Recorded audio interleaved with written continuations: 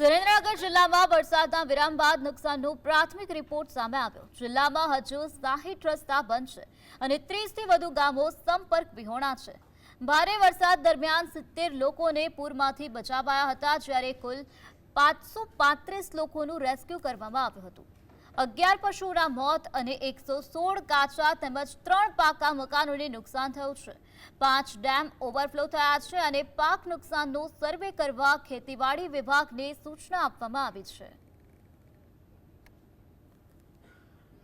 જિલ્લામાં જે ભારે વરસાદ થયેલ એના કારણે રોડ રસ્તાને પણ અસર થવા પામેલ છે, જેમાં આપણે જોઈએ તો માર્ગ અને મકાન પંચાયત વિભાગ હસ્તકના કુલ 55 રસ્તાઓ હાલમાં બંધ છે અને રાજ્ય હસ્તકના 5 રસ્તાઓ હાલમાં વરસાદના કારણે બંધ થવા પામેલ છે।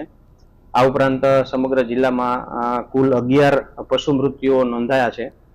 આ ઉપરાંત ભારે વરસાદના કારણે 116 જેટલા કાચા મકાનોને અંશતઃ નુકસાન થયેલ છે અને 3 જેટલા પાકા મકાનોને અંશતઃ નુકસાન થયાના અહેવાલ મળેલ છે।